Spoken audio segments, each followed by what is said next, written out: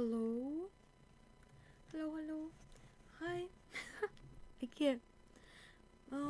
Today we're reading another chapter. Another chapter of the Five Nights at Freddy's. Oh, it's the first book in the series or the collection. The book is titled after the first chapter or the first short story in the book, Into the Pit. But today we are going to be reading the third story, which is called Count the Ways. I also know this is like my normal streaming setup, and I used to stream my bedtime story readings in my bed. However, my phone doesn't have any space. Anyways, onto the story. I hope you guys hope you guys have had a nice day. I hope you guys are able to chill and relax with me while I read you Count the Ways. Although I don't know if you can chill in a 5 Nights at Freddy's book, but yeah. Also, say hi to Freddy. Say hi to Foxy. Say hi to Foxy. He's over here chilling. And then I have my little tiger buddy here with me. You're okay.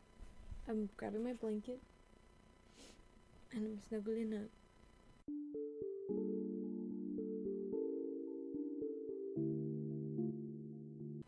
Count the Ways. Why, if it isn't Millie Fitzsimmons, a deep, booming voice said in the darkness. It was hard to tell exactly where it was coming from, but it felt like it was all around her.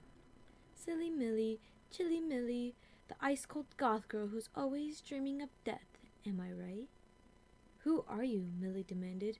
Where are you? Above her, a large pair of terrifying blue eyes rolled backwards, looking down into the chamber. I'm right here, silly Millie, or maybe I should say, you're right here. You're right here, inside my belly, in the belly of the beast, I guess you could say. So, you're the bear? Millie wondered if she had fallen asleep after she climbed inside the old robot, if she was daydreaming. This was all too weird. You can just think of me as a friend. Your friend till the end. We just have to decide if the end is going to be slow or quick. I don't understand. The space was starting to feel claustrophobic. She tried the door, and it wouldn't budge. You'll understand very soon, chilly Millie. You goth girls crack me up, all dressed like professional mourners, so serious all the time, daydreaming about death, like he's the lead singer of some boy band, and that when you meet him, it'll be love at first sight. Well, Merry Christmas, Millie. I'm going to make your dreams come true. It's not a question of if, but how. What's happening? She was definitely awake. Had she lost her mind, descended into madness like a character in an Edgar Allan Poe story? I'd like to get to know how, she said. I'd like to get out now, she said. Her voice sounded all small and shaky. Nonsense, the voice said. You're going to stay in here, all nice and cozy, while we work out how you're going to have your dream date with death. The choice is all yours. But it will be my pleasure to present you with some options. Options of how to die? Millie felt the cold, metallic taste of fear in the back of her throat. Fantasies about death were one thing, but this felt like reality. Millie. What a stupid name. She was named after her great-grandmother, Millicent Fitzsimmons, but Millie wasn't the kind of name you saddled with a person. A cat or dog, maybe, but not an actual human. Millie's black cat was named Annabelle Lee after the beautiful dead girl in the Edgar Allan Poe poem, which meant that Millie's cat officially had a better name than she did.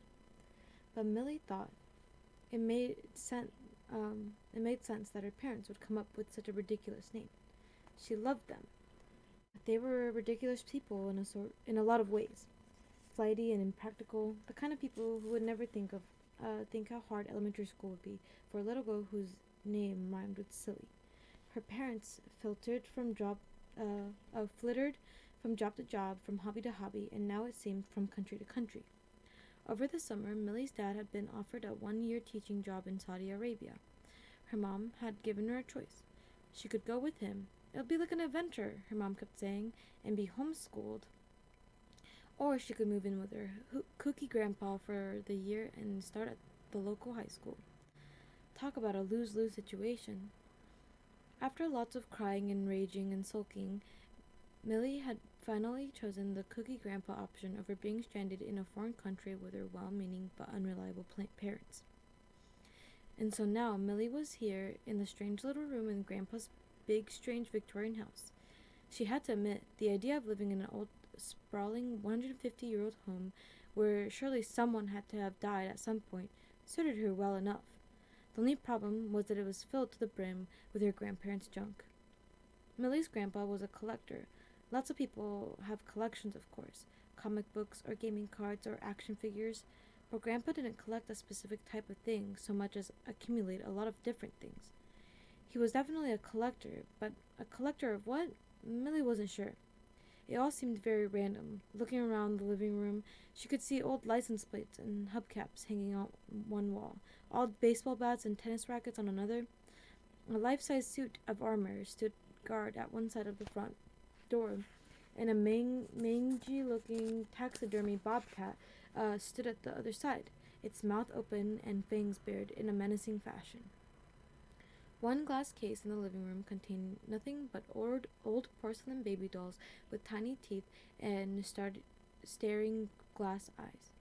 They were creepy, and Millie tried to stay away from them, though they still showed up sometimes in her nightmares with those little teeth chomping at her. Her new bedroom had been her grandma's sewing room, so it still contained the old sewing machine even though her grandma had died before Millie was born. Grandpa had moved in a narrow bed and a dresser to accommodate Millie and her belongings, and she had tried to make the room her own. She draped the bedside lamp with a sheer black lacy scarf so it gave off a muted glow. She covered the dresser with dripping candles, and she hung posters of Kurt Carrion, her favorite singer, on the walls. In one poster, the cover design for his album, Rigor Mortis, Curtis's lips were peeled back to reveal a set of metal fangs. A perfect red bead of blood glistened on his chin. The trouble was, though, that no matter how much Millie tried to match the room's decor to her personality, it never quite worked. The sewing machine was there, and the wallpaper was cream-colored and decorated with tiny pink rosebuds. Even with Kurt Carrison's fanged face glowing on the wall, there was still something about the room that seemed sweet and old ladyish. "Soup's on," Grandpa called from the bottom of the stairs. This was how he always announced dinner, and yet he had never once served soup. "I'll be there in a minute," Millie yelled back. Not really caring whether she ate dinner or not, she dragged herself off the bed and made her way downstairs slowly, trying not to bump into or trip over any of the clutter that seemed to fill every square inch of the space in the house. Millie met Grandpa in the dining room, where the walls were decorated with souvenir plates printed with the names and landmarks of different states he had visited with Grandma when she was alive. Oh.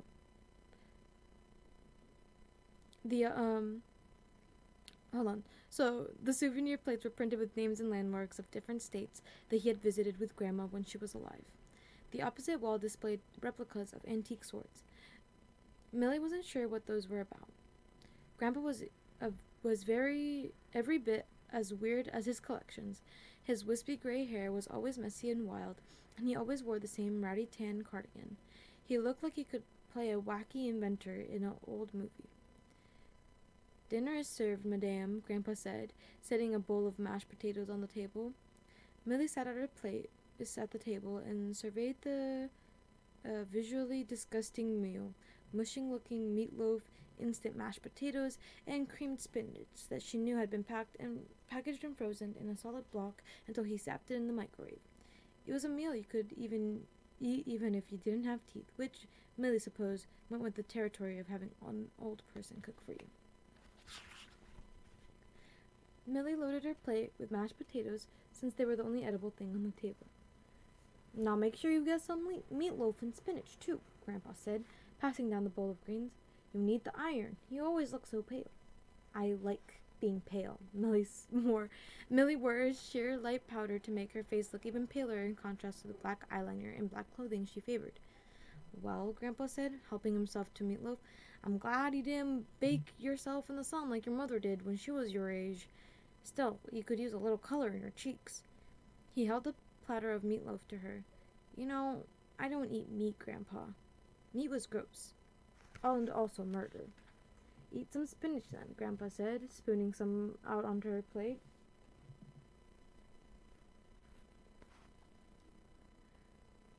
Plenty of iron in it.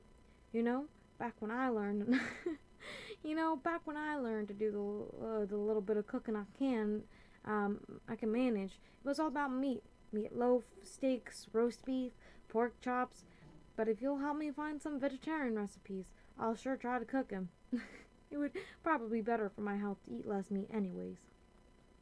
Millie sighed and pushed the spinach around on her plate. Don't bother. It doesn't really matter whether I eat or not. Grandpa set down his fork. Of course it matters. Everyone's got to eat. He shook his head. There's no pleasing you, is there, girlie? I'm just trying to be nice and figure out what you like. I want you to be happy here. Millie pushed her plate away. It's a waste of energy to try to make me happy. I'm not a happy person. And you know what? I'm glad I'm not happy. Happy people are just lying to themselves.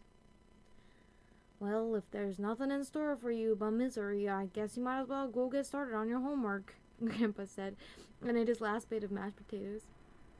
Millie rolled her eyes and flounced out of the room. Homework was a misery. School was a misery. Her whole life was a misery. In her miserable room, Millie opened her laptop and searched for famous poems about death. She reread her old favorites. Annabel Lee, the cat with the same name, was curled up on her bed, and The Raven by Poe. Then she tried one she had never seen before, by Emily Dickinson. The poem talked about death as a guy picking up a girl for a date with death. The thought made Millie lightheaded. She thought of death as a handsome, black-cloaked stranger, choosing her as the one he would take away from the boredom and misery of everyday life. She imagined he looked just like Kurt Garrison. Inspired, she grabbed her black leather journal and began to write. O death, show me now your ravaged face. O death, how I long for your chilly embrace. O death, my life is such a misery that only you can set me free. She knew poems didn't have to rhyme, but Edgar Allan Poe and Emily Dickinson rhymed, so she rhymed her poem too. Not bad, she decided. Sighing with dread of what lay before her, she closed her journal and took out her homework. Algebra. What use was algebra in the face of human beings in inevitable morality? None. Well, none except that if she didn't pass all her classes, her parents would cut off the allowance that her grandpa doled out to her every week. And she was saving up for more jet morning jewelry. She opened her algebra book, picked up her pencil, and began. A few minutes later, there was a knock on the door. What? Millie snapped and slammed her book shut as if she'd been interrupted doing something she actually enjoyed. Grandpa nudged the door open with his foot. He was carrying a glass of milk and a plate of fragrant chocolate chip cookies. I thought you might need a little study fuel, he said. I know chocolate always did the trick for me. Grandpa, I'm not a little kid anymore, Millie said. Man, I want some chocolate chip cookies. You can't buy my happiness with a few cookies. Okay, Grandpa said, holding up the plate. You want me to take them away then? No, Millie said quickly. Leave them. Grandpa shook his head, smiled a little, and set the plate in the glass on Millie's bedside table. I'm going to putter around in my workshop for an hour or so, girlie, he said. Call me if you need anything. I won't need anything, Millie said, turning back to her algebra homework. She waited until she was sure he was gone, and then devoured the cookies. Options of how to die. Exactly, the voice in darkness said. You're catching on now. Bright girl that you are. Now, I'd call the first couple of options the lazy choices. They don't require me to do anything but keep you here and let nature take its course. The advantage to this is that they're easy peasy for me, but not so easy for you. Slow with a lot of suffering, but who knows? That might appeal to your morbid sensibilities. Lots of opportunities for languishing, you like languishing. What do you mean? Millie asked. Whatever the answer was, she knew she wasn't going to like it. Dehydration is one option, the voice said. No water at all, and you could start dying as few as 3 days. Or as many as 7. You're young and healthy, so I'd put my money on it taking you a while. Depriving the body of water has fascinating effects. With no fluids coming in to filter and flush, the kidneys shut down, your body starts poisoning itself, making you sicker and sicker. Once those poisons have time to build up, you can suffer total organ failure or a heart attack or a stroke. But that's death for you. So glamorous, so romantic. Are you making fun of me? The voice that came out of Millie was tiny and soft, the voice of a scared little girl. Not at all, my dear. I like you, Millie. That's why I'm here to make your wishes come true. Like a genie, except you're the one who's trapped inside of a bottle. The voice stopped to chuckle. Starvation is another classic, too, but that's a really slow-moving train. It takes weeks for the body to use up its stores of nutrition and break down all its proteins and turn on itself. It can take weeks. Some people have even lasted a couple of months. Millie knew that her grandpa would rescue her before she could starve to death. That'll never work. Grandpa comes in here to putter around after dinner every night. He'll find me. How? The voice asked. He'll hear me in here. I'll scream. Scream all you want, lamb chop. It's soundproof. No one will hear you. And anyway, after a few days, you'll be too weak to scream. Winter break was just 1 week away, and the whole school was decorated with wreaths, Christmas trees, and the occasional menorah. Millie didn't know why people got so excited over holidays. They were just desperate attempts to invent some happiness in the face of life's utter meaningless. Well, they couldn't fool her. People could wish their Merry Christmas and Happy Holidays until they turned Santa Claus red in the face, but she couldn't say it back. Or she wouldn't say it back. Not that people were going out of their way to wish Millie well. As she walked down the hall to the lunchroom, one blonde cheerleader, Millie didn't even know her name, said, I'm surprised to see you out in the daylight, Dracula's daughter. The cheerleader looked over at her equally blonde friends, whom she'd been talking to more than she'd been talking to Millie, and they all laughed. The Dracula's daughter thing had started because she had been carrying around a paperback copy of Bram Stoker's Dracula, and one of the jockey popular guys said, Oh, look how sweet, she's reading a book about her dad. From then on, she'd been Dracula's daughter.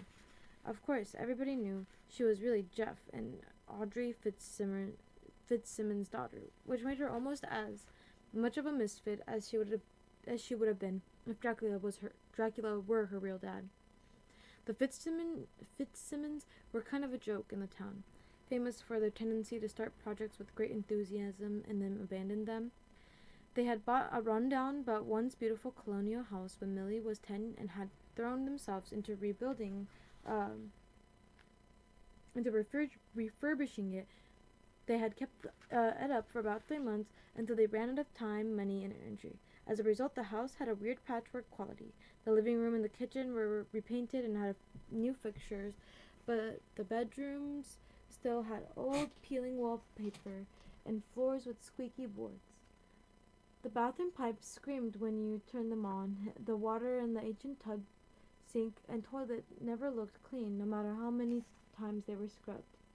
The most talked about thing, though, was the exterior of the house.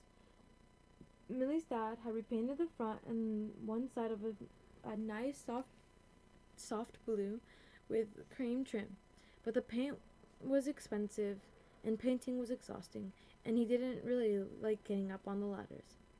As a result, the front of the house was painted beautifully, but the back and the other side were still covered with old, flaking white paint. Millie's mom said nobody would notice. It was like when people arranged the Christmas trees so the ugly side faced the wall. People noticed. People also noticed the Fitzsimmons' inability to keep a steady job. Millie's parents were always coming up with some new scheme that finally was going to bring them the success of their dreams. One year, her mom was making candles and selling them at a farmer's market.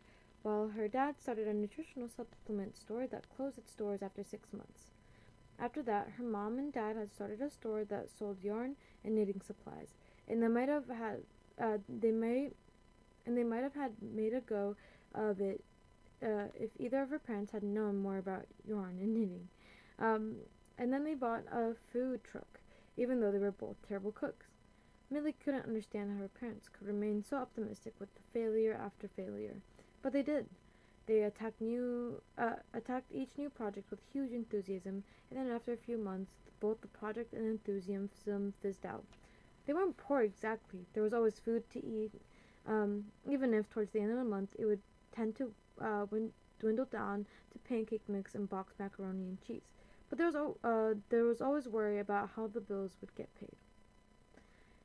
Millie knew that her grandpa helped them out some months. Her grandpa was also considered weird in town, but that was that but her grandpa was also considered weird in town, but was cut some slack because he was old and a widower and had been an excellent high school math teacher for many years.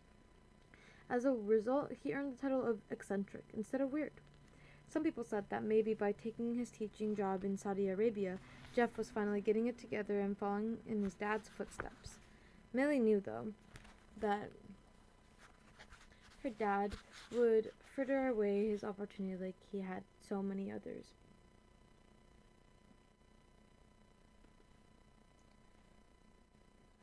So Dracula's daughter, or Jeff and Audrey Fitzsimmons' daughter, either one was a one-way ticket to being a social outcast.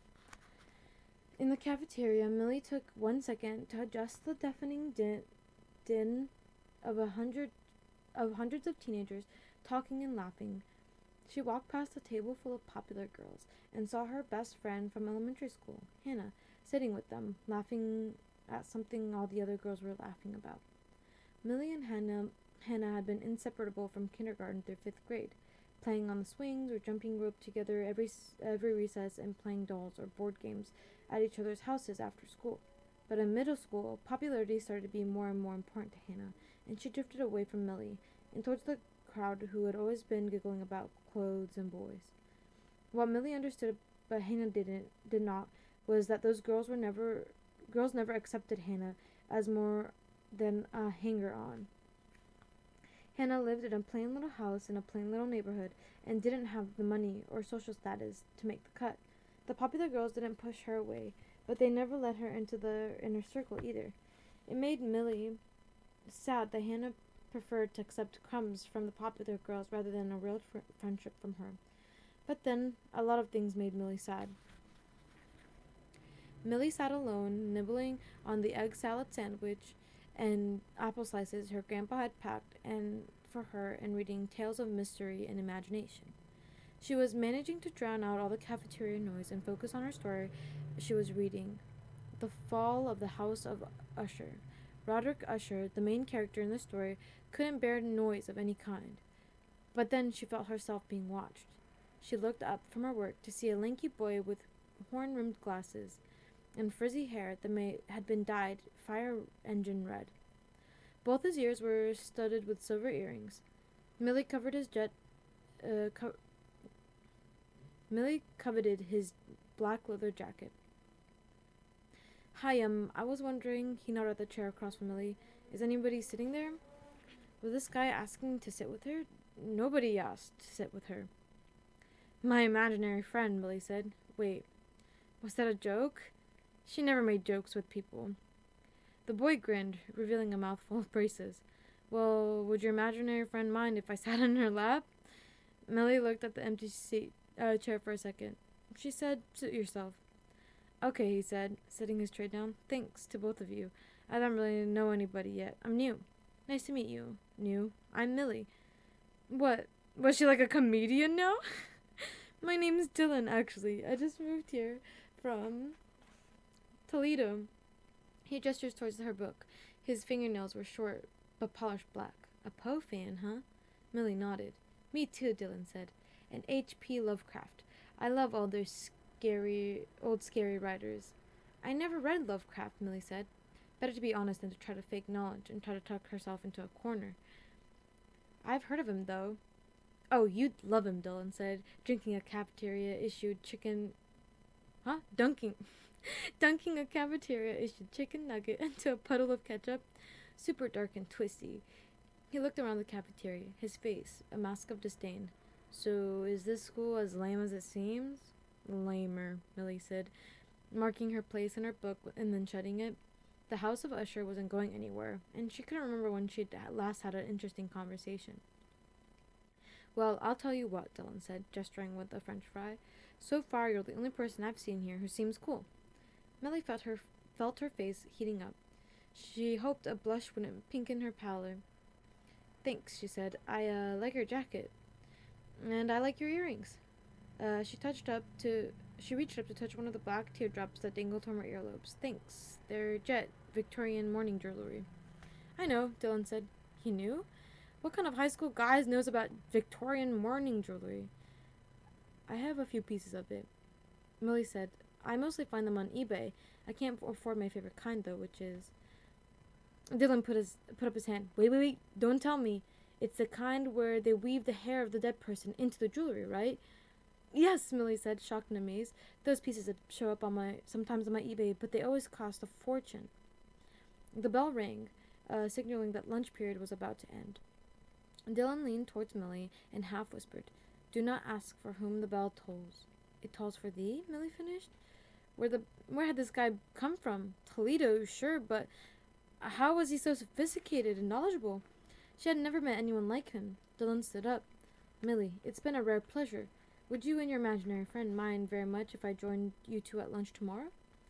Millie felt the corners of her mouth twitch in an unfamiliar way. We wouldn't mind at all, she said.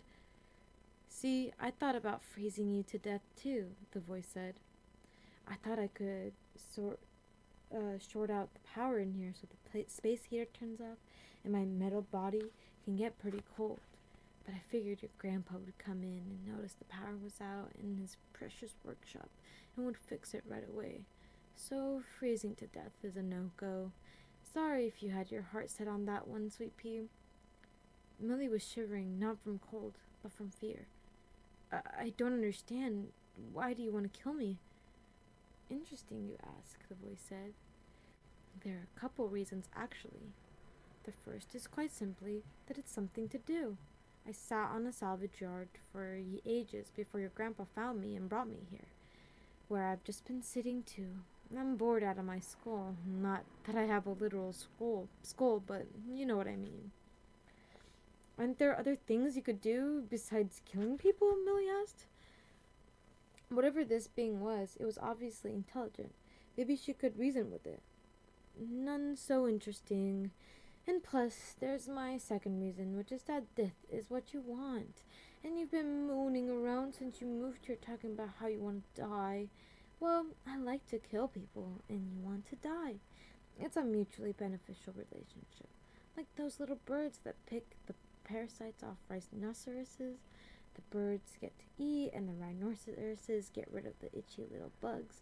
We both get what we want. Win-win. Millie suddenly realized that she had spoken of death, written about it, but it had always been just an interesting idea to play around with. She never intended to take any action to make it a reality. But I don't want to die, not really. A horrible rumbling sound surrounded Millie and shook the body of the machine that trapped her. It took her a few seconds to recognize it was the sound of laughter. For dinner, Grandpa made spaghetti with marinara sauce, garlic bread, and Caesar salad. It was much better than the meals he usually brought together. You're actually eating tonight, Grandpa said. Because this is actually good, Millie said, twirling the spaghetti on her fork. All right, I finally found something you like to eat, Grandpa said. I'll add it to my limited repertoire. I keep the sauce meatless for you and added meatballs to mine, so everybody's happy, herbivores and carnivores alike. Well, happy may be stretching it, Millie said. I'm willing to admit that she actually had a kind of good day, but the spaghetti is good, and my day at school didn't totally stink. And what made that day less stinky than usual? Grandpa asked, spearing a meatball. I met someone who seems kind of cool. Really? A girl someone or a boy someone? Millie didn't like Grandpa's insinuating tone. Well, not that it matters, but it happens to be a boy. Don't try to turn it on into some kind of love story, though. We just had a decent conversation, is all. A decent conversation is something, especially these days. Most people your age won't look up from their phones long enough to say much as "How do you do?" Grandpa said. Not to put that cart before the horse, but I met your grandma when I was just a little older than you are now. So what? Now you're gonna have me engaged to this guy I just met, Grandpa? I'm 14. Grandpa laughed. You're right. You're much too young to be engaged, and your grandma and I didn't get engaged when we were teenagers either. But we were high school sweethearts. Then when we went, then when we went to the same college, then when we went to the same college, we got engaged our senior year. College and married in June right after we graduated. He smiled, and it all started with a good conversation at lunch, like you had today. So you never know. Slow down, old man, Millie said, fighting off a smile. Grandpa's eyes went soft and misty. I'm just reminiscing. I wish you could have known your grandma, Millie. She was really something special. And to lose her when she wasn't even 40. It's like Annabel Lee, Millie said. The Poe poem? Grandpa said. It was many and many years ago in a kingdom by the sea. Wait, it was many and many a year ago in a kingdom by the sea. Yes, I guess it was something like that. you know Poe, Millie asked. It was weird to hear him recite one of her favorite poems. Grandpa was a math person. She didn't expect him to know anything about poetry. Believe it or not, I'm a pretty literate old dude. I like Poe and a lot of other writers too. I know you like Poe because he's dark and spooky. It's easy to romanticize death when you're young and so far away. But Poe didn't write about death because he thought it was so romantic. He wrote about it because he lost so many people he loved. You've never experienced that kind of loss, Millie. It changes you. He blinked hard. For years after she died, friends were always trying to fix me up with other women, but it never worked. She was the only one for me. Millie had never really thought of Grandpa's feelings before. How he must have felt when Grandpa got sick and died. How lonely he must have been after she was gone. How he might have still be lonely now. That must have been hard, she said, losing Grandma. Grandpa nodded. It was, and I still miss her every day. Well, thanks for dinner, Millie said. I guess I'd better get started on my homework. Without being asked? Grandpa said, smiling. This certainly is a special day. In her room, Millie didn't think of death. She thought of Dylan, and she thought about what Grandpa had said about Grandma. When she recited Annabel Lee in her head this time, it seemed like a poem about love instead of a poem about death. Silly Millie. For someone who doesn't want to die, you sure spent a lot of time talking about it. The voice surrounding her said, But that's the way of things, isn't it? Talk is always easier than action. I think, Millie said, sniffling, that when I said I wanted to die, I really wanted to do was escape. I didn't want death, I just wanted my life to be different. Oh, but that really takes action, doesn't it? The voice said. Changing a life for the better, especially when the world is such a mean, rotten place. It's much easier and ultimately much more satisfying just to snuff it out. Which brings me to my second set of options. Much more interesting options. These are quick and easy for you, for the most part, but they require a little more effort from me. I'm not complaining, though. There's nothing I like more than a good challenge to relieve my boredom. Say, you like Dracula, don't you? Millie could barely find her voice to answer. Why? Are you going to bite my neck? Now, how would I do that with you in my belly, silly girl? I know that you're a Dracula fan. These kids at school call you Dracula's daughter, don't they? Well, what you might not know is that The character of Dracula was inspired by a real person, a prince named Vlad Dracula. But he's a better person. But he's better known by his nickname, Vlad the Impaler. Millie's insides seemed to turn to jelly.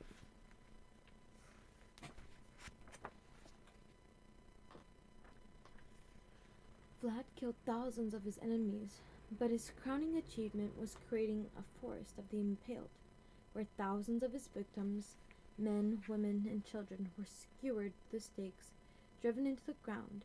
Now, I'm no prince, and I can't aspire to that level of achievement, but one little old impaling can't be that hard, can it?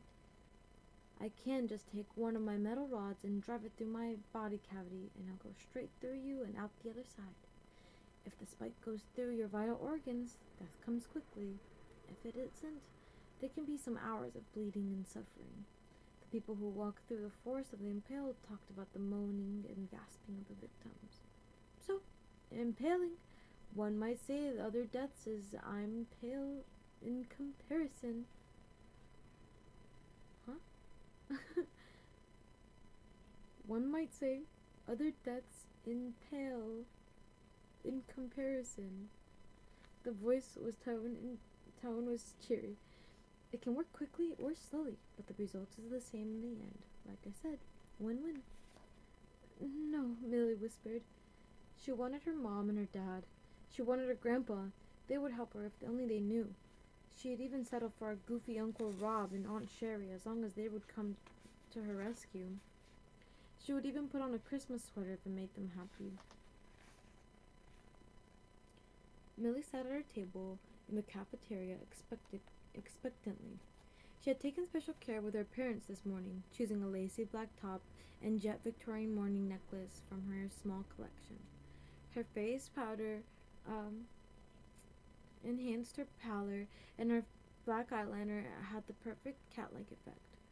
As minutes passed, she started to worry. What if Dylan didn't show up? What if she had gotten all dressed up for nothing? What if, as she'd always suspected, life offered no possibility of pleasure or happiness?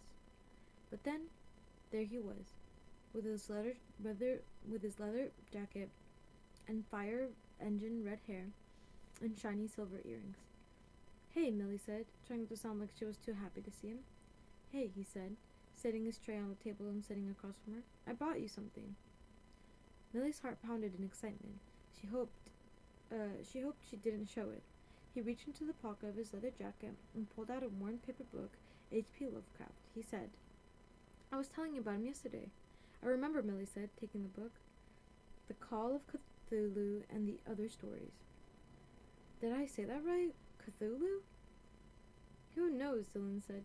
H.P. Lovecraft made it up. And he's dead, so we can't ask him. No, you can keep the book. I got a copy in hardcover for my birthday, he grinned. My parents are cool. They don't mind that I like weird stuff. Thanks, she said. She felt a little smile creeping up on her. She slipped the book into her bag. She would certainly read the book, but that wasn't it. But it wasn't the book itself that was making her feel all smiley. It was that Dylan had thought of her while he was at home, not in her presence. He had thought of her, found the book, put it in his jacket pocket, and remembered to give it to her. In her experience, boys weren't usually this thoughtful. After dinner, in her room, Millie started reading the H.P. Lovecraft book. Dylan was right. It was weird. Weirder than Poe stuff even, and scary in a way that made it feel like spiders were crawling beneath her skin. But she loved it. It was the perfect gift for Dylan to give to her. Millie wasn't a flowers and candy kind of girl. After she read a couple of stories, she opened her laptop. Instead of Googling poems about death, she searched for poems about love.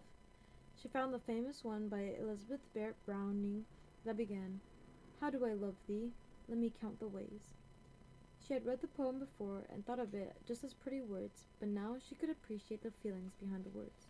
Strong feelings for the rare person who truly understood you and whom understood in return. She took out her black leather journal, chewed on her pen, and thought.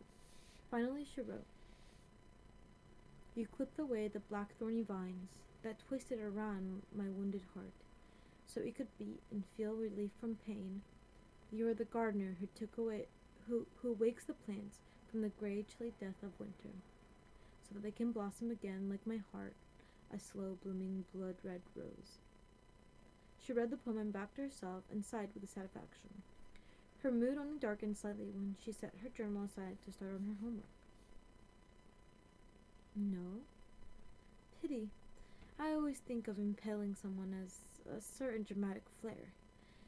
Perhaps something with a little more zing? Electrocution is always an effective option. Did you know that the idea of the electric chair was developed in the 1800s by a dentist named Alfred P. Southwick? He came up with the idea of an electric chair based on his dental chair.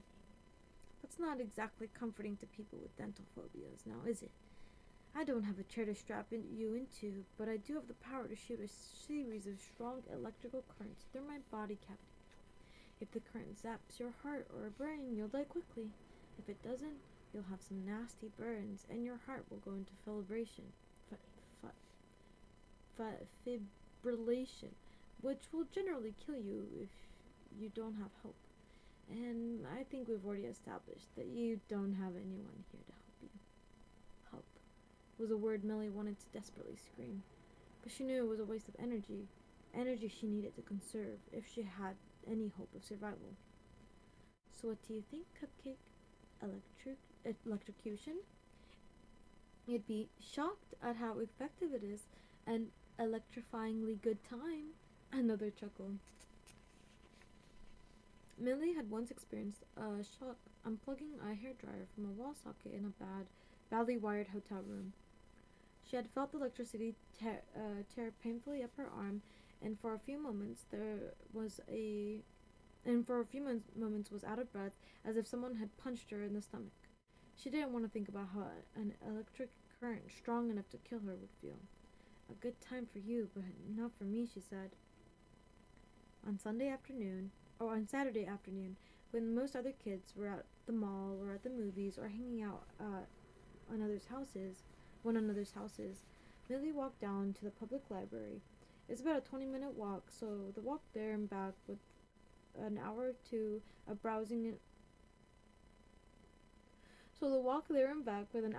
of browsing and reading sandwiched in between was a pleasant way to spend a Saturday afternoon in solitude. Today she roamed the library, stacks looking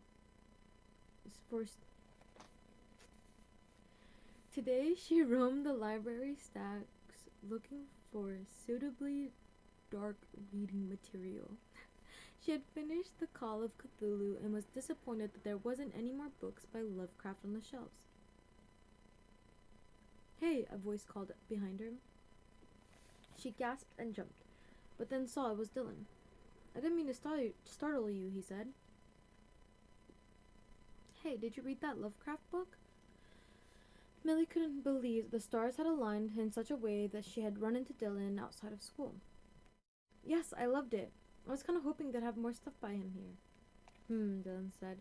I bet I can pick something else you'd like. Give me a sec. With a thoughtful expression, he scanned the shelves, then pulled out a thin book with a black cover and handed it over to her. The Lottery and Other Stories by Shirley Jackson, she read. Yep, you'll love her. It's the perfect book to continue your classic horror pursuits. Hey, he said. I was reading at the table over there until I saw you. You want to sit there and read too? Okay, Millie said. Millie worked hard not to show how happy this invitation made her. I've got to admit, I've got an ulterior motive to inviting you, Dylan said. I want to see the look on your face once you finish reading the first short story in that book. They sat at the table across from each other and read in companionable silence. Millie loved talking with Dylan, but being quiet with him was nice too. She read The Lottery with a glowing feeling of suspense, and when she got to the ending, Dylan laughed. You're reading with your mouth hanging open, he said. It's the ultimate surprise ending, isn't it? It really is. Say, Dylan said, I was thinking that after I check out my book, I might have a cup of tea at the cafe next door. Would you like to do that too? I mean, you don't have to drink tea just because I do. You can have coffee or hot chocolate. Tea sounds nice, Millie said. This afternoon was turning out to be nice, surprisingly so. Millie had passed you and me coffee and tea hundreds of times, but had never gone inside. It was a pleasant place with exposed brick walls displaying paintings by local artists.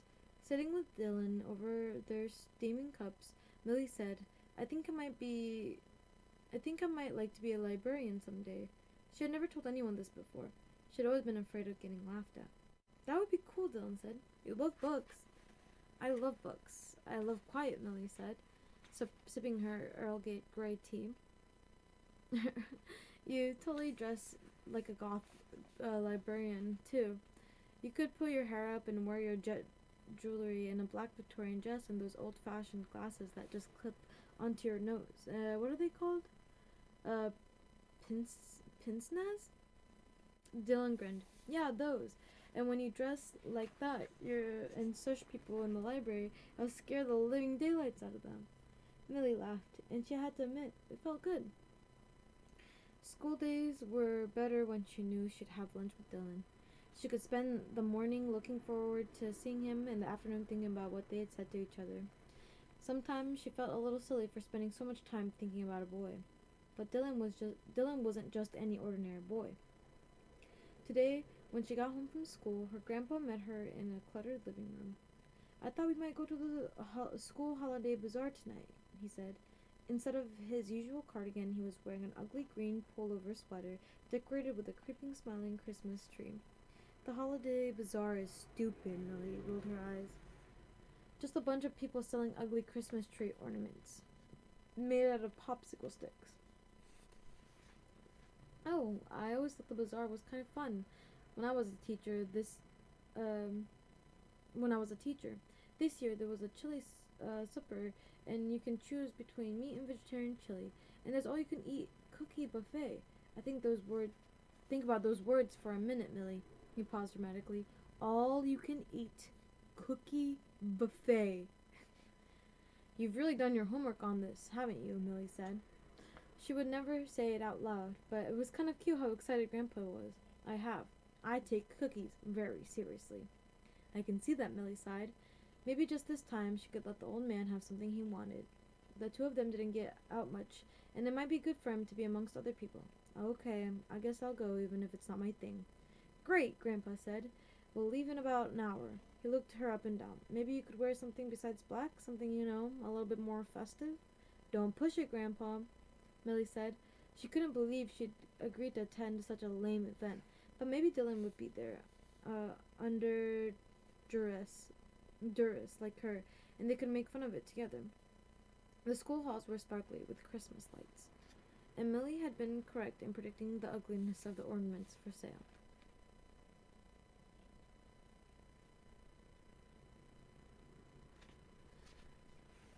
But the vegetarian chili was tasty, and there was an impressive variety of cookies on the cookie buffet, including gingerbread, which was her favorite. After she and Grandpa ate their fill, she wandered the hallways, giving the impression of looking at the craft displays, but really looking for Dylan. She found him in the second floor hallway, but not in the way she wanted to. Dylan was standing in front of a booth selling reindeer Christmas ornaments made out of candy canes, but he wasn't alone. He was with Brooke Harrison, a blandly pretty blonde girl who was in Millie's U.S. government class. Dylan and Brooke were holding hands and laughing about some private joke in a couple-ish way. Millie bit her lip to keep from gasping, turned around, and ran through the hall and down the stairs. She had to find Grandpa. She had to get out of there. Where's the fire, Dracula's daughter? Some random kid asked her. She didn't even bother to process who it was. They were all the same anyways. She ran into the cafeteria, scanning the crowd for Grandpa's ugly Christmas sweater. Unfortunately, a lot of people were wearing ugly Christmas sweaters. She finally found Grandpa next to the drinks table, sipping coffee and chatting with a couple older men who were also retired teachers. These guys apparently shopped at the same ugly Christmas sweater store as Grandpa. We have to go, Millie hissed at him. Grandpa knitted his brow in concern. Are you sick or something? No, I just have to go. Why wouldn't he move faster? Okay, honey. He gave the other guys a look that seemed to say, they're so emotional at this age, and then said, see you later, fellas. Merry Christmas. In the car, Grandpa said, what's the matter, honey? Did somebody at the school say something that hurt your feelings? Millie couldn't believe her grandpa could be so stupid. Nobody at the school said anything to me because nobody at the school ever says anything to me. Nobody at the school cares whether I live or die. She stifled a sob and wiped under her eyes to try to stop the flow of tears. I can remember the feeling that way when I was your age. I wouldn't go back to being 14 for anything, not even with all the years I'd get back. The tears weren't stopping. Millie looked out the window and tried to ignore Grandpa. He couldn't possibly understand. Nobody could understand, especially people who got excited about Christmas sweaters and cookies and all that fake happy stuff they filled their minds with to ward off their fear of death. Millie wasn't afraid of death. Right now, death felt like her only friend. My, we certainly are picky, aren't we? The voice said. For somebody who wants the end result, we are awfully fussy about how to achieve it. But there are lots more options. I feel like a waiter talking my way through a menu at a fancy restaurant. The difference, of course, is that one menu gets you fed and the other menu gets you dead. Low, rumbling laughter. Oh, I cracked myself up. Since I was talking about food, how about boiling? Did you know that Henry VIII made boiling alive the official form of punishment during his reign? Funny that they call it boiling alive, 'cause goodness knows you don't stay alive for long. But I could easily flood my insides with water, then use my energy stores to bring the temperature up. First it would feel like a nice warm bath, but then it would just keep getting hotter and hotter and hotter. I wonder if you'd turn red like a lobster. Millie sat miserably at her table in the cafeteria, knowing she was doomed to eat alone. She opened an anthology of horror stories that she had checked out of the school library. Books, at least, would always keep her company. But then Dylan sat across from her, acting like absolutely nothing was wrong. Hey, he said. How can you just sit across from me like that? Millie said. He was so casual, opening up his ketchup packets and creating a little red puddle on his plate, just like always. Like what? Dylan said, kind of lost. I sit here every day. I would think you'd want to sit with Brooke, Millie said. Brooke has a different lunch period than me. He obliviously dipped a nugget into his ketchup puddle and popped in his mouth. Millie felt anger rising up all the way from her toes. So I'm what, your backup? Her understudy? Understudy? Dylan rubbed his face like he was tired. I'm sorry, Millie. I'm trying to keep up, I really am, but you're not making any sense. Millie couldn't understand how he could be so stupid. Dylan, I saw you with her at the bazaar last night. Yeah, so? She had never felt so exasperated. You were holding hands. You were clearly together. Yeah, so? He repeated. But then a look of realization dawned on his face. Wait, Millie, did you think you and I were dating? Millie swallowed hard and told herself not to cry. You noticed me. You brought me a book. Took me out for tea. Of course I thought we might in the future date. I mean... Wow, Dylan said. I'm sorry if I misled you. I mean, you're really great and really pretty and everything, but I never meant to make you think we were anything other than friends. Haven't you ever had a friend who's a boy, but who's not, your boyfriend? Hannah had been Millie's only friend, but had abandoned her. There was no way Millie was sharing this fact with Dylan. Of course I have, but Dylan, you told me I was the only cool person you'd met at the school. I did, but that was my first day. I met other cool people since. Like Brooke? Millie's voice dripped with sarcasm. What, you don't approve of Brooke? Dylan said. She's blonde and basic, Millie said. No need to mince words. The truth was the truth. Have you ever had a conversation with her? Dylan asked. Do you even know what she's like? Had Millie ever heard Brooke say anything? She was quiet in U.S. government class, Millie assumed because she had nothing interesting or important to say. I've never talked to her, Millie said. I don't talk to just anyone. Dylan shook his head. Well, Brooke isn't just anyone. She's smart and well-read and nice. She wants to be a veterinarian. Why does it matter the color of her hair is? Dylan looked at her so hard it was like he was looking through her. Millie, I'm disappointed in you. You, out of all people, with your black wardrobe, black eyeliner, and black nail polish, it seemed like you know better than to judge a person based on her appearance. You don't like when people do it to you, and yet you're guilty of the very same crime. I'm pretty sure that's called hypocrisy. Hypocrisy. He stood up. I think this conversation is over. As the winter holidays approached, Millie's mood became grimmer and grimmer. The cold temperatures and the gray skies and the stripped bare trees all matched her emotional state perfectly. Cheerful holiday lights and plastic Santas on people's houses filled her with anger, and the sound of Christmas carols in the stores and the other public places enraged her. She felt like she couldn't be held responsible for her actions if she had to hear Winter Wonderland one more time. Holiday cheer, peace on earth, and goodwill were just lies people told themselves. Winter was was the season of death. At dinner, vegetable stir fry for Millie, chicken and vegetable stir fry for Grandpa. Grandpa said, "So, are you excited that tomorrow's the last day before winter break?" "Not really," Millie said. "Listen, I've been meaning to tell you, but I'm not celebrating Christmas this year." Grandpa's face fell. "Not celebrating Christmas? But why ever not?" Millie poked at a piece of broccoli with her fork. "I just refuse to pretend that I'm happy on some particular day just because society tells me I'm supposed to be." "It's not about society, it's about family," Grandpa said. "It's about getting together and enjoying each other's company. On Christmas Eve with your aunt and your uncle and your cousins. They're coming over, and your mom and dad are going to Skype in so they can be a part of things. We'll have a big dinner in exchange of gifts, and we'll have a hot chocolate and cookies and play board games." Millie felt nauseous at the thought of all that false cheer. I'd, "I'll be here because I don't have any place else to go, but I refuse to participate in the festivities." "Is that a fact?" Grandpa said. He pushed his plate away. "Listen, Millie, you've never been a particularly cheerful child.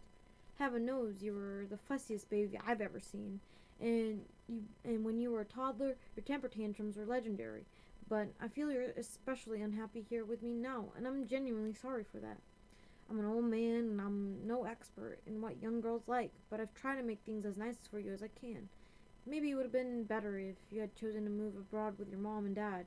I know it must be hard for you to be away from them." "I don't miss my parents," Millie shouted. But even as she said it, she wasn't sure if it was true. Sure, they made her crazy sometimes, but when they were together, it was weird having them so. But when so, Sure, they made her go crazy sometimes when they were together, but it was weird having them so far away. And Skyping with them on Sunday nights wasn't nearly enough to make up for their absence from her everyday life. It didn't help that she tended to be in a bad mood during their Skype sessions, mad at them for being gone, and so the conversations weren't always pleasant. "Okay, maybe you don't," Grandpa said. But something's been eating you lately. Maybe a problem at school or falling out with a friend. I'm not saying it could help, but sometimes it helps just to have someone listen." Against her will, a picture of Dylan popped into her head. Dylan, the first day she met him, when she couldn't believe this cool new guy who could have sat anywhere went to wait and knew where he wanted to in the cafeteria, chose to sit right across from her. Well, that never happened anymore. Now he sat at the table with those guys who never talked about anything but fantasy role-playing games, and Millie sat alone with only a book for company. "I told you I don't have any friends," Millie said. "Well, maybe you should try and make one," Grandpa said. "You don't have to be a social butterfly if you don't want to, but everybody needs one good friend." "You don't know what I need," Millie stood up from the table. "I'm going to go do my homework." She didn't really have homework since tomorrow was the last day before break, but she'd say whatever she had to say to get out of there. "I'm going to my workshop," Grandpa said. "You're not the only one who can storm out of a room, really." It was the first time since she had moved in with Grandpa that he sounded like he was actually mad at her. In her room, Millie opened her laptop and went onto YouTube and typed Kurt Carrion music video. She clicked on Death Mask, her favorite song. The video was filled with images of ravens and bats and circling vultures. In the center of it all was Kurt Carrion himself, growling his way through the morbid lyrics, his black hair spiky, his complexion pallid.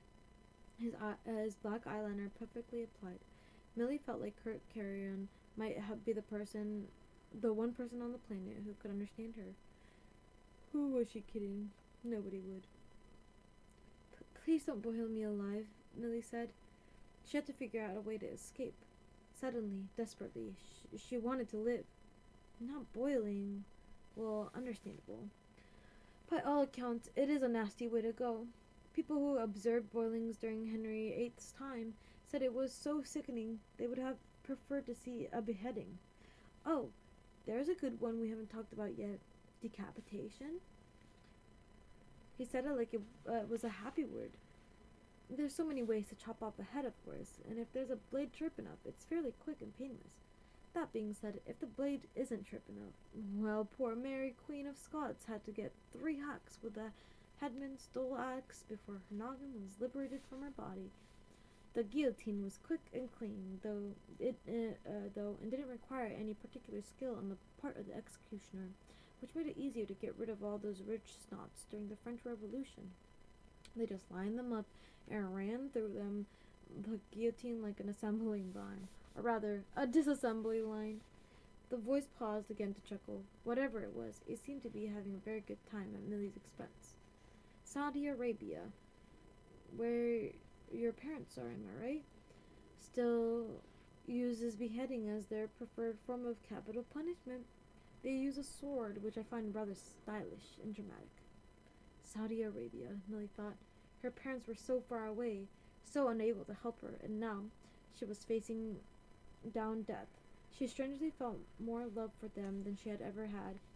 Surely they were weird and made strange decisions and stupid mistakes, but she knew that they loved her. She thought of her dad's awful jokes and her mom reading her story after story at bedtime when she was little. Maybe her parents were different from other kids' parents, but they had always taken care of her basic needs, and they always made her feel loved and safe. Millie wanted to be safe. Millie, at least come downstairs and say hello, Grandpa called upstairs. It was Christmas Eve, and Grandpa had been blasting Christmas music all day long, singing Silver Bells and White Christmas and others of Millie's least favorites off key in the kitchen, while he baked the ham and decorated the cookies. From the level of noise downstairs, Millie assumed that her aunt and uncle and cousin had arrived. This fact did not fill her with joy. Nothing did. Millie reluctantly dragged herself downstairs. They were gathered around an antique glass punch bowl that Grandpa had dug out from who knows where in the house, full of stuff. They were wearing Christmas sweaters, all of them, even her annoying little cousins. Aunt Sherry had on some wearable abominations with a reindeer that had light up nose. Uncle Rob, her dad's goofy brother, wore a red sweater with candy canes on it, and Cameron and Hayden wore matching elf sweaters. It was also hideous that Millie feared her eyes would bleed. "Merry Christmas," Aunt Sherry greeted her, opening her arms for a hug. Millie did not move towards her. "Hello," she said, her voice dripping icicles. "Off to a funeral, Millie?" Uncle Rob said, nodding towards her head to toe black and purple clothing. He always said this to her and apparently never stopped finding it hilarious. "I wish," Millie said. "Better to be in an honest, sad environment than a fake happy one, and she would certainly prefer funeral organ music to being forced to listen to Winter Wonderland again." "Millie isn't celebrating Christmas this year," Grandpa said, "but at least she'd agreed to grace us with her presence." "How can you not want to celebrate Christmas?" Hayden said, looking up at Millie with big, innocent blue eyes. "Christmas is awesome!" He had a little lisp that came out when he said Christmas and awesome, which Millie supposed some people would find cute. "And presents are awesome," Cameron said, pumping his fist in excitement. Both kids were so hyper. If it was like their parents had poured them full of black coffee. Millie wondered if there had been a time when she got this excited over the holidays, or whether she had always known better. "Our culture is already too materialistic," Millie said. "Why do you want more stuff?" Why is Millie literally me, though, at Christmas time? I don't know if you guys can agree, but I was definitely like, I'm not gonna be fake happy for this fake holiday that we're all forced to do, and presents are dumb, and like we're just feeding into capitalism. Me. That was literally me. Anyways, her aunt and uncle and cousins all looked uncomfortable. Good. Somebody in this family needed to tell them the truth. Sherry plastered a smile on her face. Millie, won't you at least have a cup of eggnog? Drinking eggnog is like drinking phlegm. Okay, that is false. I like eggnog. Millie said. Really, how had such a disgusting beverage become a part of any traditional celebration? Eggnog and fruitcake both seemed more like they should be a part of punishment rather than a celebration. What's phlegm? Hayden asked. It's the gross slimy stuff that comes in your throat and nose when you have a cold. Oh, Aunt Sherry said. Cameron raised his glove. Yum, egg snot, he said. Then he took a big showy drink that left an eggy mustache on his upper lip. Millie couldn't take it. She had to get out of here. I'm going for a walk, she said. Can we come too, Hayden asked. No, Millie said. I need to be alone. Well, don't stray too far, Grandpa said. We're eating dinner in an hour. As Millie headed out the door, Grandpa called for her to remember her coat, but she ignored him. All the houses in the neighborhood had extra cars in their driveways, no doubt because of visiting family members and celebrating the holiday. All these people were acting the same, doing the same thing, presents and eggnog and hypocrisy. Well, Millie was different, and she wasn't going to participate. Hypocrisy. She thought again, and this time the word stung her. Dylan had said that she was a hypocrite because she judged Brooke by her appearance. But boys, even boys who seemed cool like Dylan, were fooled by appearances. If a conventionally pretty blonde girl paid any attention to them, they'd think that she was a saint and a genius rolled into one. No way Millie was a hypocrite. She was a truth teller, and if some people couldn't handle the truth, that was their problem. After one lap around the block, she was feeling pretty cold, but there was no way that she was going back in the house yet. An idea popped into her head. Grandpa's workshop had a little space heater he always kept running. It could keep her toasty warm while she waited out the party. He was too busy hosting his lame little holiday gathering to go into his workshop, so it was the perfect place to hide. Grandpa kept the key under the flower pot beside the workshop door. Millie found it, opened the door, and pulled the chain on the bare light bulb that lit the small windowless space. She closed the door behind her and looked around. The place was even more crammed with stuff than it had the last time she was here. Grandpa really must have been hitting the yard sales, flea markets, and salvage yards. Near his workbench was a rusty antique bicycle, the kind with a giant front wheel and a tiny back one. There was lots of old mechanical toys too, a metal bank with a clown hat that flipped coins into its mouth, a jack-in-the-box that startled her when the jester doll inside jumped out, even though she'd known that it would happen when she started turning the crank. There was even one of those horrible grinning monkey dolls that clanged symbols together. Why did Grandpa want all this stuff, and what did he plan to do with it?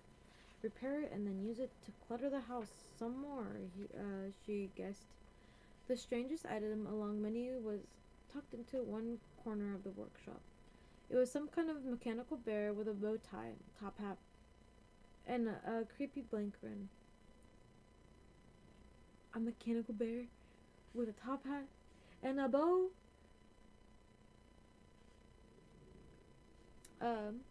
It looked like it had once been white and pink, but years of neglect had left it dingy gray. It was big enough for a person to climb into its body cavity, like in one of those science fiction movies where the people quote-unquote, drove giant robots. The hinges on the limbs made it look as if the parts had once moved. It must have been a figure from one of those kids' attractions that featured creepy-looking animatronics. Why had little kids ever liked things that were nightmare-inducing? From outside the workshop, Millie heard the laughter and yelling. Hayden and Cameron playing in the backyard. She hadn't thought to lock the workshop door from the inside. What if they tried to come in? She couldn't let them find her. They'd go tell the adults, and then she'd be dragged back into the house and sentenced to a mandatory celebration. Millie found herself staring at the old animatronic bear, not just as a curiosity now, but as a potential solution to her problem. She opened the door to the mechanical bear's body cavity, crawled inside, and shut the door behind her. Darkness enveloped her. It was so much better than the annoyingly twinkly lights of the garnish. Bright, of It was so much better than those annoying twinkly lights and garish, bright Christmas sweaters. This was perfect. No one would find her here. She could just go back to the house after she heard Uncle Rob and Aunt Siri's car pulling out the driveway. So what if she missed the Skyping with her parents? It served them right for being so far away from her on Christmas. "Kids, time for Christmas dinner," Grandpa called out the back door. "Millie, you come in too, if you can hear me." Cameron and Hayden came running in, their cheeks pink from the chilly air. "It smells great in here," Cameron said. "Well, that's because I cooked you a feast," Grandpa said. "Ham and sweet potatoes and rolls and your mom's green bean casserole. You boys didn't happen to see Millie while you were out there, did you?" "Nope, didn't see her," Hayden said. "Grandpa, why is she so weird?" Grandpa chuckled. "She's 14. You'll be weird when you're 14 too. Now go wash your hands before we sit down to eat." At the table, Grandpa carved the big, sticky, beautiful ham. "I glazed this thing with Coca-Cola," he said. "Found the recipe on the internet. I've been looking up lots of recipes since Millie moved in. Most of them vegetarian so she won't starve herself to death. I bought this weird fake turkey loaf thing for her at the grocery store. When she gets back, she can have it with her green bean casserole and sweet potatoes." "I keep feeling like we ought to go out and look for her," Sherry said. "Oh, she'll show up when she gets hungry or when she feels like she made her point," Grandpa said. "She and that cat of hers aren't that different. She's just that age, you know. Now, speaking of hungry, who wants some ham?" I don't have a sword like Saudi Arabian. I don't have a sword like a Saudi Arabian I don't have a sword like a Saudi Arabian executioner. "Silly Millie," the voice said. "But I do have sharp sheet of metal that could pass through the chamber. It could pass at the level of your throat, or it could hit your lower bisect too. Wait, it could hit you lower and bisect you. And bisection is a sure way to go too. Either way, the job would get done. I think it would be smooth, like Madame Guillotine, instead of a slow, dull hacking like Mary, Queen of Scots experienced. But I'm not 100% sure. This will be my first attempt at decapitation. Yours too, but it will always be your last." As the voice laughed at this latest witticism, Millie pushed on the walls of the chamber that trapped her. They didn't budge, but then she saw a tiny crack of light shimmering through the side of the door. Maybe if she could slip something, a tool of some sort, into the crack, she could somehow pry the door open. But what could she use as a tool? She took a mental survey of her jewelry. Her earrings were too small and breakable. Her necklace was an unhelpful string of jet beads. There was a silver cuff bracelet on her wrist. There was a silver cuff bracelet on her wrist. She pulled it off and pushed and bent it until it was nearly ruler straight. The end seemed like the right size to slip into the cracked door, but she was too afraid to test it, too worried that her captor would notice. "Millie," the voice said, "are you still with me? A decision needs to be made." Millie thought. If she lowered her head and curled up into a little ball when the blade shot through, it would miss her. She'd have to be quick, though, and make sure she got her whole head out of the way, or else she'd get scalped. If the blade came through lower to bisect her, she'd really have to flatten out in the bottom of the small space. "Is there any chance you would just let me go?" she asked. "Anything I could give you in exchange for my life?" "Lamb chop, there's nothing I want from you except your life." Millie took a deep breath. "Okay, then decapitation it is." "Really?" The voice sounded tremendously pleased. "Good choice. It's a classic. I promise you won't be disappointed." The low, rumbling laugh. "You won't be disappointed because you'll be dead." Millie felt more tears spring into her eyes. She had to be strong, but you could still cry and be strong at the same time. "Tell me when you're about to do it, okay? Don't just spring it on me." "Fair enough, I suppose. It's not like you're going anywhere." "Give me a few minutes to get ready. You know what they say, prior preparation prevents poor performance." The chamber shook and rattled, and the animatronic's eyes rolled back outward, away from the chamber. Millie waited, her heart pounding. Why had she ever wished for death? No matter how hard life could be, how depressing or disappointing, she wanted to live. If nothing else, she wanted to have the chance to apologize to Dylan for what she had said about Brooke, and asked if they could be friends again. She curled into a tiny ball, as tiny of a ball as she could, tucked her head under her arms. She hoped harder than ever that she hoped harder than ever she hoped harder than she'd ever hoped for anything that she was low enough to miss the blade. Millicent Fitzsimmons, you are hereby sentenced to die for crimes of humanity. Wait, Millie said. What does that mean, crimes of humanity? You, the voice said, have been rude and quick to anger. You have rushed to the judgment of others. You have been insufficiently grateful for those who have shown you nothing but love and kindness. The voice was right. Different incidents of her own rudeness and ingratitude played in her head, like scenes from a movie she didn't want to see. Guilty as charged, Millie said.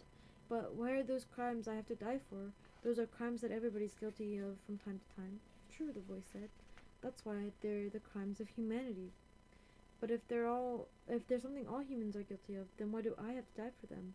The voice didn't answer. Millie felt a small tingle of hope. Maybe she wouldn't have to take her chances by curling up on the floor of the cavity. Excuse me. Maybe she could talk herself out of this yet. Because, the voice said, you're the one who crawled into my belly. Whimpering, Millie made herself as small as possible, as she possibly could, in the bottom of the cavity. If she got out, she was going to make a point to be nicer to Grandpa. He really had been good to her, taking her in and putting up with her mood and teaching himself how to cook all those vegetarian recipes. In the spirit of the French Revolution, the voice said, I will now do a countdown in French before releasing the blade. Un, deux, trois. Quick as a shot, the blade sliced through the chamber. Grandpa brought out a platter of sugar cookies and set them on the coffee-side table. I'll be right back with the hot chocolate, he said. In the kitchen, he finally broke down and called Millie's cell number. Her phone rang from the pocket of her jacket that was hanging on the coat rack in the hall. Oh well, she would come back when she felt like she'd proven her point. He hated to think of her being outside without a jacket, though. It was pretty chilly out there. Grandpa poured 5 cups of hot chocolate and topped them each with a generous handful of mini marshmallows. He carried the steaming cups on a tray into the living room. Who's ready for presents? He called. I am, Cameron shouted. I am, Hayden shouted even louder. Do you think we should wait for Millie? Sherry asked. She's not celebrating Christmas, remember? Rob said. Why would we wait for her if she decided to be a brat?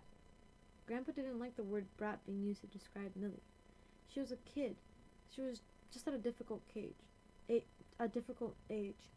She would come around. He crouched under the Christmas tree and arranged all her presents in a big pile so they'd be there for her when she came back. The end. I don't think she ever came back, guys.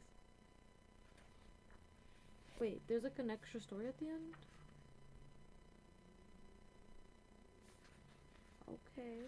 Oh yeah, I remember. I think there's like a little section at the end of each book that makes up like a different book or a different story. Okay. Thank you so much for listening to me read the book. I hope you guys have a good night. If you're already asleep, I hope you're sleeping well. Yeah, I love you guys. Thank you so much. If you're not already subscribed to the channel, you can subscribe, but it's all up to you. I also stream on Twitch, if you want to check that out, and sometimes I post a little dancey dance on TikTok. They're all under Brigoose. So yeah, love you guys. Good night, streams, good sweet dreams, and bye bye.